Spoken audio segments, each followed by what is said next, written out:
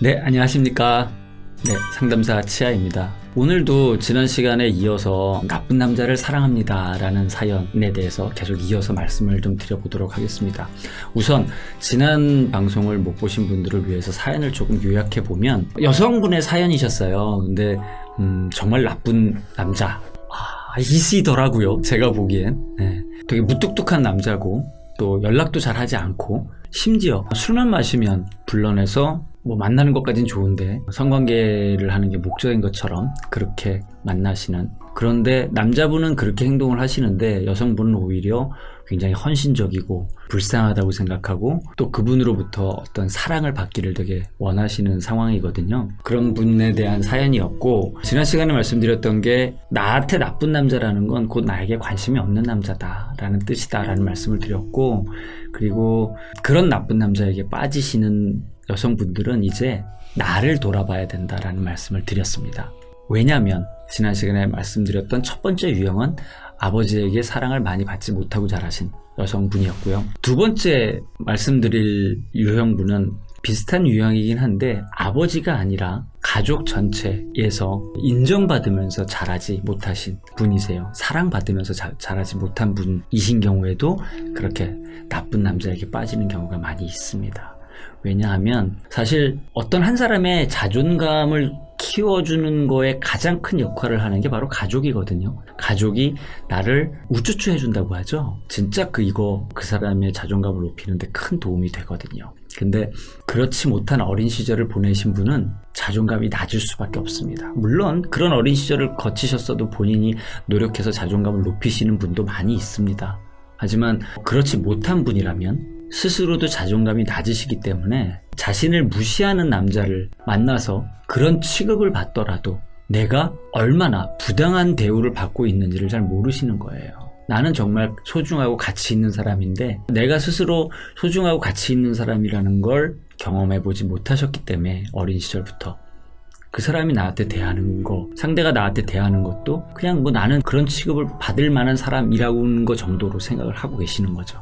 오히려 상대가 나한테 그렇게 행동하는 건 나에게 어떤 문제가 있어서 그런 게 아닌가라고까지 생각하시는 분도 많거든요. 모두가 굉장히 자존감이 낮으셔서 그렇게 생각하시게 되는 겁니다. 이런 분들은 우선 무조건 자존감을 높이실 필요가 있어요.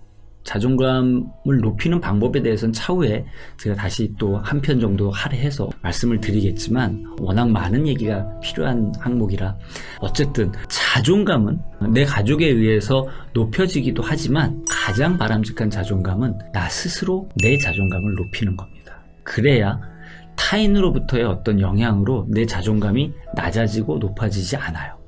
그리고 타인으로부터 영향받는 자존감은 그건 자존감이 아니거든요. 자존심이라고 얘기를 하죠. 자존심하고 자존감은 완전히 다른 개념입니다. 나 스스로 자존감을 높이실 필요가 있습니다. 그러기 위해서 뭐 책이라든가 동영상이라든가 뭐 좋은 말씀 해주시는 분들 되게 많거든요. 그런 것들을 통해서 스스로 자존감을 높이는 노력을 하시고 나서 그 나쁜 남자를 다시 한번 바라봐 보시면 좋을 것 같아요. 나쁜 남자에게 빠지는 세 번째 유형의 여자분은 정말 마음이 여리고 착하신 분들입니다. 이런 분들은 모성애가 되게 강하고 불쌍하고 안쓰러운 게 있으면 그냥 지나치지를 못하시는 분들이시죠. 심지어 자기를 희생하면서까지 상대방을 배려해줘야 된다고 생각하시는 정말 착한 마음을 가지신 분들인데, 그렇기 때문에 나에게 나쁜 행동을 하는 나쁜 남자조차 되게 안쓰럽고 불쌍하고 보호해줘야 되고 안아줘야 되는 존재로 인지하고 계시는 거예요. 그분들의 눈에는 그 나쁜 남자가 나에게 하는 행동이 진심으로 그러는 게 아니라 뭔가 내면의 상처를 받아서 그렇게 왜곡돼서 표현된다라고 생각을 하시는 거거든요. 물론 그런 경우도 있습니다. 분명히 있습니다. 그런데 반대로 그런 측은지심을 오히려 이용하는 나쁜 남자도 굉장히 많거든요.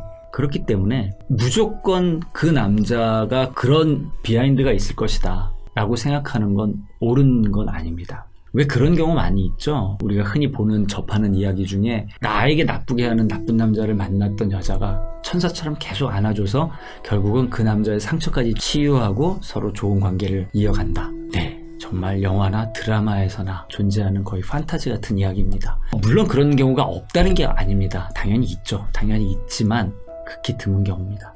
대개 현실에서의 이런 스토리는 그런 여성분이 나쁜 남자에게 상처를 받고 이 관계가 끝나는 게 평균적인 이야기 전개죠.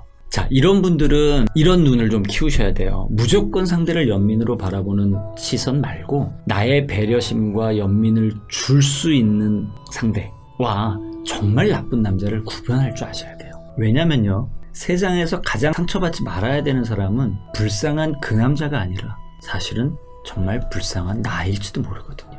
내가 왜 그런 상처를 받아야 되나요? 나쁜 남자에게 빠지는 여성분의 세 번째 유형은 인간관계가 이렇게 많지 않은, 좀 부족한 그런 여성분입니다.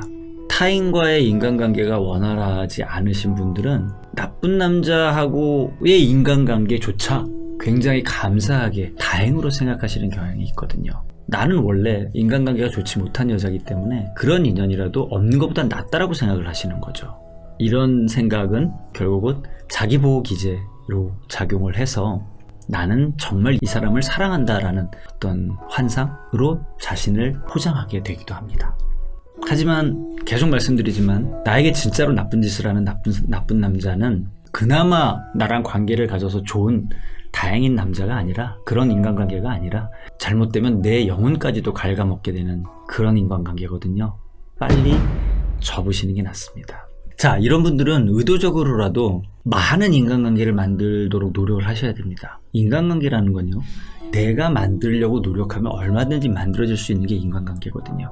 적극적으로 내가 다가가서 인간관계를 만드는 건데 초기에 쉽지 않으실 거예요. 1대1 인간관계라든가 개인 대 개인의 인간관계가 사실 만들기가 제일 어려운 관계거든요. 제일 좋은 건 집단의 하나의 구성원이 되는 겁니다. 그냥 그 집단에서 물과 기름처럼 따로 노는 구성원이 아니라 외부에서 이렇게 봤을 때 잘 구분이 안 될 만큼 이미 집단의 한 구성원이 돼버리는 그런 목표로 여러 집단을, 그런 인간관계를 만드세요.